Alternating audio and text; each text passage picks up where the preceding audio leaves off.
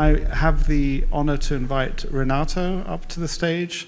Literally, this was a due diligence conversation that I had with an analyst, and I realized that Renato has deep knowledge of the culture of 3G, of the group that built InBev, AB InBev, and various other companies. And I just thought it'd be fun to learn from him. It's something that clearly Warren learned about, and I think that maybe some of the 3G people are in the room, but I welcome you and thank you for coming out to do this.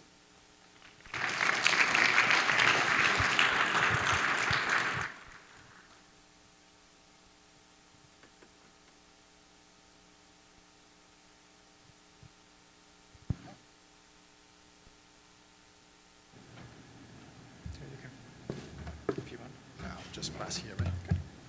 Morning.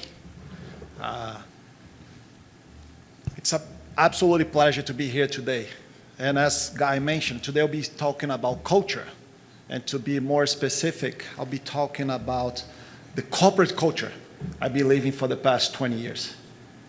So for the next 9 minutes, or 2 slides, I'll be talking about the pillars that have been nurturing this culture.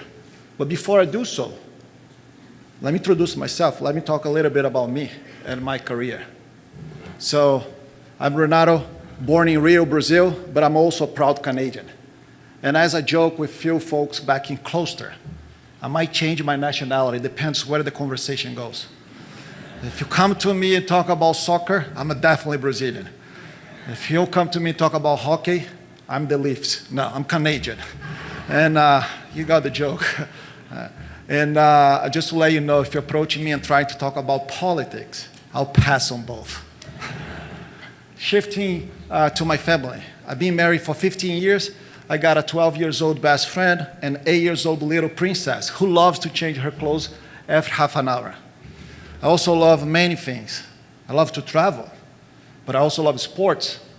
And it is true that I used to be a professional swimmer. And swimming helped me to form a lot of my character. Swimming gave me a couple of lifetimes opportunities, mostly through scholarship. I went to the university through swimming. I got a full ride from Cal Berkeley.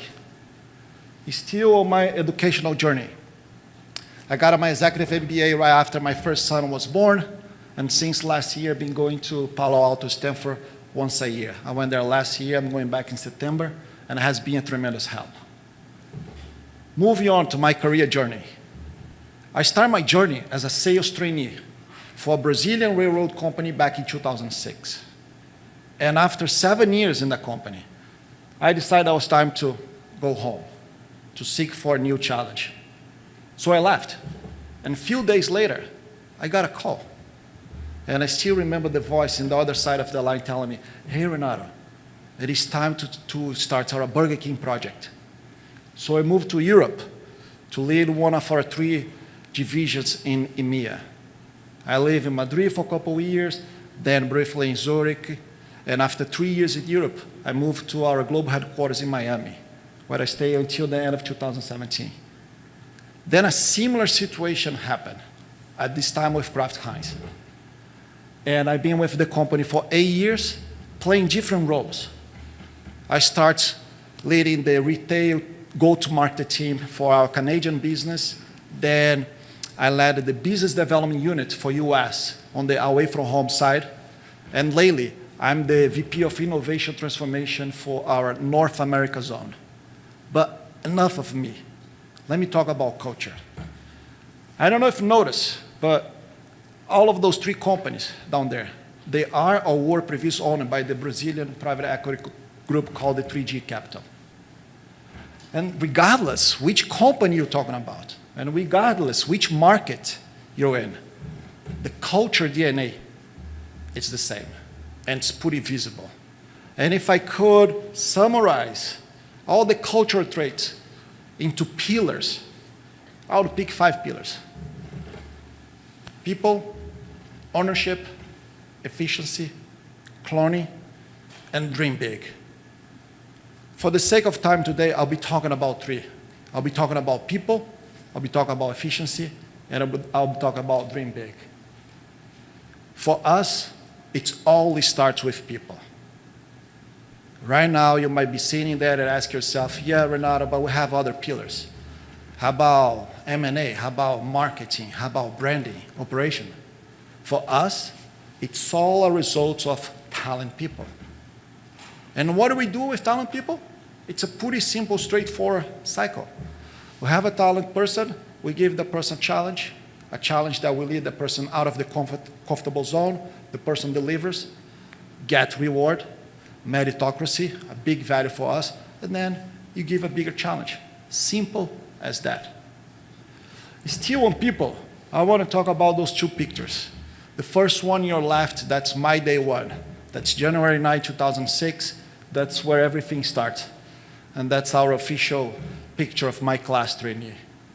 And the second picture, that picture was taken during a board meeting in Toronto, April 2018. And the connection between those two pictures, that during the board meeting event, I had the opportunity to have lunch with Marcel Telles, one of the founders. And over an hour conversation, we only talk about two topics: people and culture. And blew my mind to hear the same stories, the same values, the same principles, even the same jokes 12 years later as I started here on day one. So that led me to two conclusions. That's people. It is our pillar number one for our culture. And the second one is consistency, because I was hearing the same message 12 years after as I started on day one. So people, it is our pillar number one. Shifting to efficiency. And to talk about efficiency, I want to quote one of the famous sayings from Tony Robbins, that leaders are readers. And he talks about leaders are readers. You might end up missing a meal a day, but never miss your learning. And I'm using these quotes to illustrate that we also embrace this philosophy. For us, we also adopt this approach. We also see the value of seeking marginal gain because we understand the value of the compound effect over the time. As a matter of fact, we have an internal value saying, dare to do better every day. And talking about efficiency, I want to clarify one point. It is, if you are familiar with this culture, you might have heard that our secret sauce might be due to cutting costs. I just want to clarify that's not true. As a matter of fact, the ZBB implementation, let me put it that way, only represents 4% of our results. Efficiencies played a big role. Efficiency allows us to reinvest in the business, to maximize the return on the shareholder investment. So in efficiency, it is key for us. Shifting to my last pillar, dream big. We have used this quote internally during COVID times. We love this quote for a different number of reasons, but in particular for two reasons. The rainy day and the 15 cars. Rainy day is because we also embrace adversity. We also see the value of differentiate ourselves during challenge times. We also use the famous popular quote that's never waste opportunity of a great crisis. The second one about 15 cars, it's about dream big. We understand that's normal in life. We face a decision that we gotta set the destination. We gotta inspire people, bring people into the journey, decide where we wanna land. Is that average? Is that greatness? And every time that we see this, we like to tell that to our newcomers, that every time you see the moment you gotta make a decision, always remember that dream big and dream small take the same effort. So let's always dream big. To wrap up, culture, it's a powerful force that leads to extraordinary outcomes. I had the privilege to be living a very special one for the past 20 years. And if I could summarize our culture, it's always start with talent people, work on ownership mindset, dare to do better every day, don't be shy to learning or copy external reference, and always, always dream big. Thanks for listening to me. Hope I had added some value. Happy to contribute. So I'm going to ask a question. Two people are going to come up to the mic, but my question is, and this is really, I've discovered in selecting people that I'm useless at it. The best people I've worked for or worked with have been people that I did not select, somebody selected for me. And I'm pointing out, because it's so fun to do, Chantal isn't even listening. So The guy, my CFO, says the woman who should help you run your office in Zurich is called Chantal Hackett. And I say, I can't hire somebody called Chantal. And anyway, she comes to the office. She came for a first interview. She always looks fabulous, as you can see in the back. But literally, and then after a month of not being able to decide, I said, okay, we'll try. And I was still nervous and didn't think it would work out. It worked out wonderfully well. I learned that I'm not good at picking people. So can you explain what's going on? Yes. And hopefully 2 people will show up at the mic to ask better questions than I just asked. That's a great question. How do we pick people? We divide into 3 areas. The first area, that's the technical one. And nowadays, the new generation coming with 3 majors, with specialization. So that's the first area. The second one's about the culture component.